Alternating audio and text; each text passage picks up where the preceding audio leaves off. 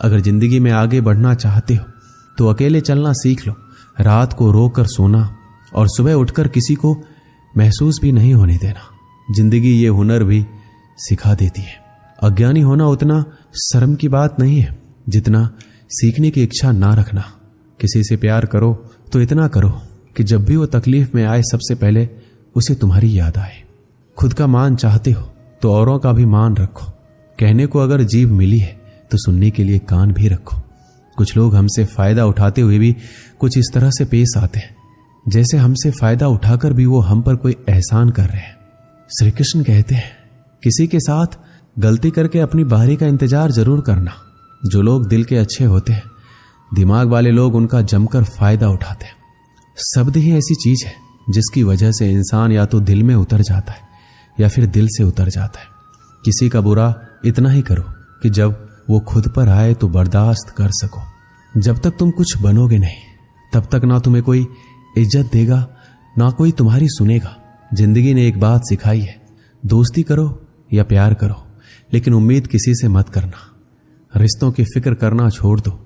जिसे जितना साथ देना है वो बस उतना ही साथ निभाएगा। अपनी खुशियां संभाल के रखिए। ये उस ताज की तरह होती है जो लोगों को बहुत चुभती है।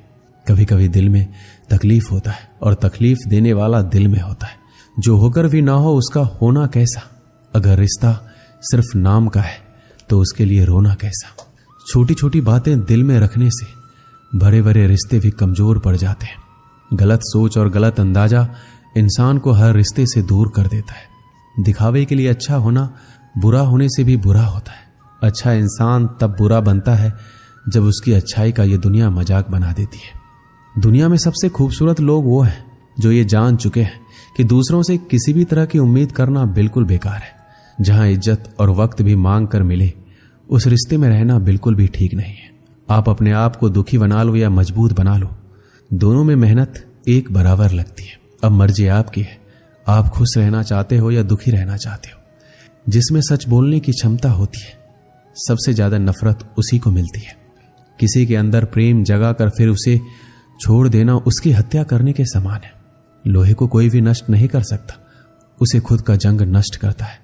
ठीक उसी तरह इंसान को भी उसी का मन उसे नष्ट करता है और कोई भी नहीं। कभी कभी अपनी भावनाओं को ऐसे व्यक्ति पर बर्बाद मत करो जिसे आपकी भावनाओं की कोई कदर नहीं है। गैरों पर कौन गौर करता है। बात जब भी चुभती है अपनों की चुभती है। इज्जत उसकी की जाती है जो इज्जत देता है, उसकी नहीं जिसे इज्जत से बात करना भी नहीं आता। किसी इंसान के पीछे भागकर अपनी वैल्यू कम मत करो, क्योंकि जो आपका होगा वो आपको छोड़कर कहीं नहीं जाएगा। लोगों को खुश करते करते तुम्हारी जिंदगी बीत जाएगी, लेकिन आप उन्हें कभी खुश नहीं कर पाओगे। इसलिए अपने लिए, अपनी खुशियों के लिए जीना शुरू करो। हर बात को दिल पर लेना दिमाग की सबसे बड़ी बीमारी होती है। इंसान सिर्फ एक ही बात से अकेला पड़ जाता है जब उसके अपने ही उसका साथ छोड़ देते हैं। इंसान के लिए धोखे हम भूल जाते हैं, लेकिन जिसने हमें धोखा दिया उस इंसान को हम कभी नहीं भूलते।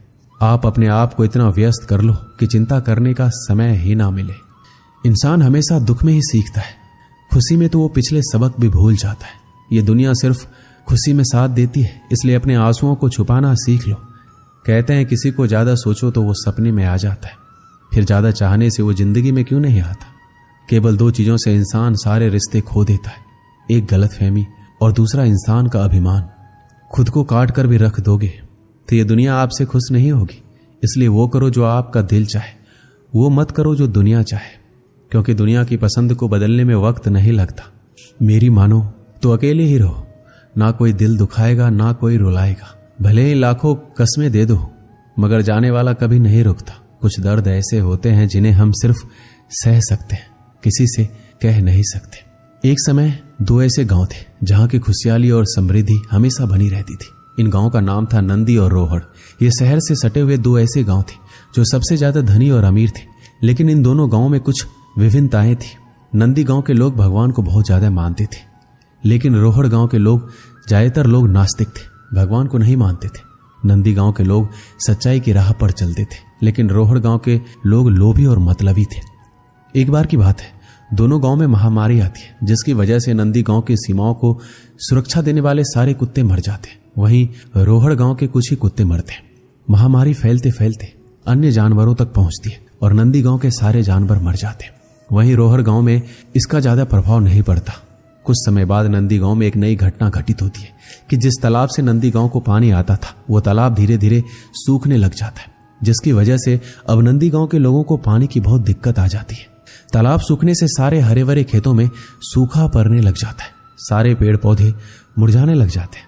तभी नंदी गांव के लोग निर्णय करते हैं कि अब वो जाके रोहड़ गांव के लोगों से मदद मांगेंगे। परंतु रोहड़ गांव के लोग लोभी और लालची होते हैं। उनके पास सब कुछ होने के बावजूद भी वो नंदी गांव के लोगों की मदद नहीं करते। अब नंदी गांव के लोग हर जगह से फंस चुके होते हैं। उनके पास ना जानवर होते हैं, ना खेतों में हरियाली और ना गांव को सुरक्षा देने वाले कुत्ते। तो वह अपनी किस्मत को कोसते हैं, भगवान से कहते हैं भगवान ने उनके साथ बहुत ही बुरा किया है। तो वो सभी भगवान के सहारे गांव से हट के मंदिरों में रहना शुरू कर देते हैं। एक रात बहुत सारे चोर और डाकू नंदी गांव में प्रवेश करते हैं। जब वो लुटेरे गांव में प्रवेश कर रहे होते हैं तो वो देखते हैं कि गांव की सीमा को सुरक्षा की कोई व्यवस्था ही नहीं है। यहाँ ना कोई जानवर है, ना कोई हरियाली है, अर्थात इस गांव में कोई नहीं रहता। यह सोचकर लुटेरे आगे बढ़ जाते हैं। आगे बढ़कर जब वो रोहड़ गांव में पहुंचते हैं तो देखते हैं गांव के सुरक्षाकर्मी भी हैं, कुत्ते भी भौंकने लगते हैं। लुटेरे सारे कुत्ते और सुरक्षाकर्मी को मार देते और देखते हैं गांव में हरियाली है, जानवर है, इंसान है। तो सारे लुटेरे गांव में फैल जाते हैं।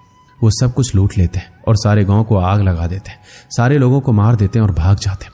अगली सुबह जब आसपास के गांव वालों को इसका पता चलता है कि रोहड़ गांव में अब कोई नहीं बचा, पूरा गांव शमशान बन चुका है और नंदी गांव में किसी को हानि तक नहीं पहुंची, तो नंदी गांव के लोगों को समझ आता है कि भगवान ने उनके लिए जो भी दिक्कतें और परेशानियां दी थी उनमें उनका ही भला था।